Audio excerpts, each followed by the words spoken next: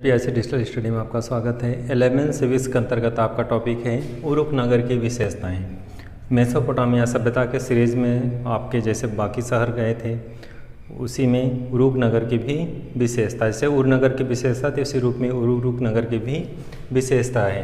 तो उरुक नगर की विशेषता के संदर्भ में हम लोग अध्ययन करेंगे।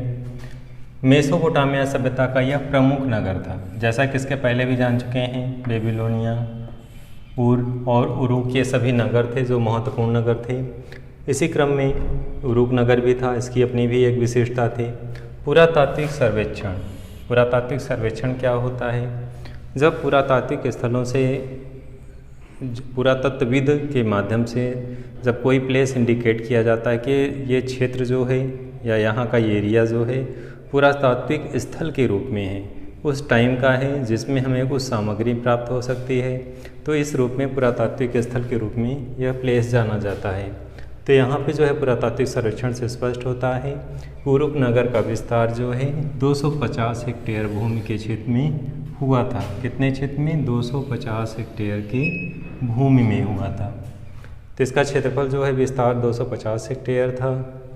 उरुक नगर की रक्षा के लिए चारों ओर सुदृढ़ दीवार थी। जैसा कि आप पहले जानते हैं, मेसोपोटामिया सभ्यता जैसे हड़प्पा सभ्यता थी, उसके चारों ओर भी ऊंची दीवारें हुआ करती थी, यानी पूरा का पूरा जो शहर बसा हुआ था उसके चारों ओर ऊंची दीवार बनाई गई थी। तो यहाँ पे भी वही स्थिति है, इसके चारों ओर ऊंची दीवार बनाई गई थी। कई कारणों से होता था, सुरक्षा कारणों से होता था। इस रूप में चूँकि नगर योजनाएं व्यवस्थित बनाई जाती थी, योजनाबद्ध तरीके से बनाई जाती थी, इसलिए जो है ऊंची दीवार चूँकि सुरक्षा कारणों से बनाई जाती थी। मुख्य द्वार होते थे, इसको 2-3 भागों में डिवाइड किया जाता था, जहाँ प्रथम वर्ग, द्वितीय वर्ग और निम्न वर्ग के लोग निवास करते थे। रहने के लिए भी अलग अलग कॉलोनी थी, अलग अलग लोगों के एरिया थे, और इस तरह से चारों ओर किलेबंदी की जाती थी सुरक्षा कारणों से, जिससे जो है अनावश्यक दूसरे क्षेत्रों के लोग किसी भी रूप में अनावश्यक तरीके से किसी सिटी के अंदर प्रवेश ना कर सके। जैसे आधुनिक समय में जो नगरीय व्यवस्था दी जाती है, आज भी उतना नगरीय व्यवस्था उस तरह की नहीं है जहाँ पे लोग हर तरफ से ना प्रवेश कर पाएँ, लेकिन उस टाइम में इस सभ्यता में इस तरह की व्यवस्था थी कि चारों तरफ से घेराबंदी की जाती थी, जिससे केवल मुख्य द्वार जो होता था उसी की तरफ से लोग प्रवेश कर सकते थे। इसी क्रम में आगे बढ़ेंगे। 4200 ईसा पूर्व से 400 ईसा पूर्व के बीच तक यह अपने पुराने अस्तित्व में रहा।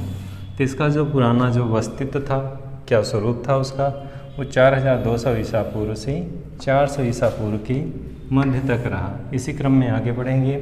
400 ईसा पूर्व के आगे तक ये इसमें चेंजेस आते हैं, क्या बदलाव आते हैं। बाद में यह 400 हेक्टेयर तक विस्तृत हो जाता है। कितने क्षेत्र तक? 400 हेक्टेयर क्षेत्र तक विस्तृत हो जाता है। पहले इसका क्षेत्र सीमित था, लेकिन बाद में 400 हेक्टेयर क्षेत्र तक ये क्या होता है? विस्तार इसका होता है।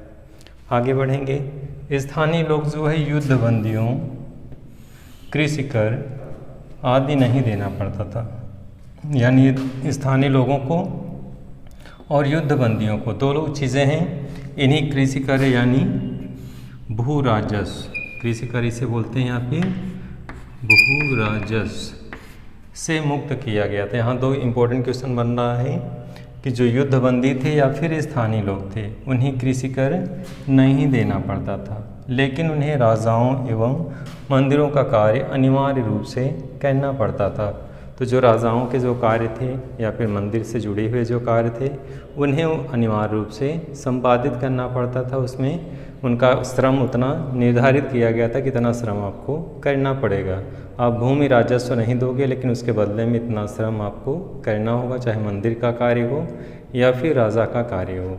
तो इस तरह से नागरिकों को कर से तो मुक्त रखा गया था, लेकिन जो है उन्हें राज दरबार में या फिर मंदिर में जो कार्य, जो उत्तरदायित्व दिए जाते थे, उन कार्यों को, उन उत्तरदायित्वों को उन्हें करना पड़ता था अपने कर्तव्यों के साथ। आगे बढ़ते हैं। मंदिरों का कार्य अनिवार्य रूप से करते थे ये लोग, स्थानीय लोग, यहाँ के निवासी, और बदले में उन्हें अनाज भी देना पड़ता था। काम के बदले उन्हें अनाज देना पड़ता था। तो इस तरह से इनकी ये स्थिति थी। 300 ईसा पूर्व तक तकनीकी का विकास हुआ। कितने ईसा पूर्व तक? 3000 ईसा पूर्व तक। तो यहाँ पे 300 नहीं बल्कि 3000 से लेके लगभग आगे है 3000 ईसा पूर्व तक तकनीकी का विकास हुआ।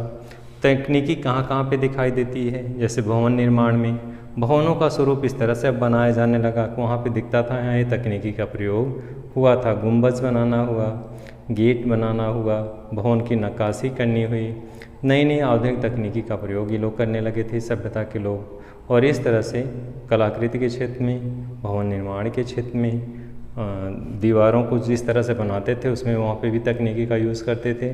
तो इस तरह से तकनीकी क्षेत्र में अपना विकास जो है आगे 3000 ईसा पूर्व तक कर लिए थे। आगे बढ़ेंगे हम लोग। मोहर, ये शहरी शिल्पकला का एक एग्जाम्पल है। मोहरों का प्रयोग होता था सुरक्षा कारणों से। जैसे वर्तमान समय में कोई वस्तु दूसरे स्थान पर भेजी जाती है तो उसे सील लगाया जाता है, वैसे ही इस टाइम में भी मोहर का प्रयोग होता था, जो एक शहरी शिल्पकला का उदाहरण है। कोई वस्तु जब दूर तक भेजी जाती थी तो उसको भेजने के पहले किसी बॉक्स में उसको बंद कर दिया जाता था और गीली मिट्टी को लगा करके उस पर मोहर लगाई जाती थी, जिससे वो चिन्ह बन जाता था और अगले गंतव्य तक जहाँ भेजा जाता था उससे एक सुरक्षा दृष्टिकोण से ये महत्वपूर्ण माना जाता था कि इस चीज़ को किसी ने अन्यत्र यूज़ नहीं किया है, यानी सुरक्षा कारणों से ये महत्वपूर्ण माना जाता था। तो मोहरों का प्रयोग उस टाइम में होता था, जो दूर दूर तक जैसे बहुत सारे व्यापारिक वस्तुएं होती थी, बहुमूल्य पदार्थ होते थे या कोई अन्य चीज़ें भेजी जाती थी तो उस पर जो है गीली मिट्टी लगा करके मोहर लगाती थी। मोहरों की व्यवस्था जहाँ आज हम तकनीकी के क्षेत्र में बहुत ज़्यादा विकसित हो चुके हैं, आज इसका प्रयोग होता है, वही इन मोहरों का प्रयोग 3000-5000 साल पहले इस सभ्यता में, इन शहरों में इसका प्रयोग हुआ करता था। तो इस तरह से उरुक नगर की अपनी एक विशेषता थी जिसका विस्तार था। इनके जो है तकनीकी के प्रयोग के कारण जो है ये शहर इस रूप में अपना कार्य करता था। तुरुक नगर की विशेषता के संदर्भ में बस इतना ही। अगले वीडियो में हम लोग फिर मिलते हैं। धन्यवाद।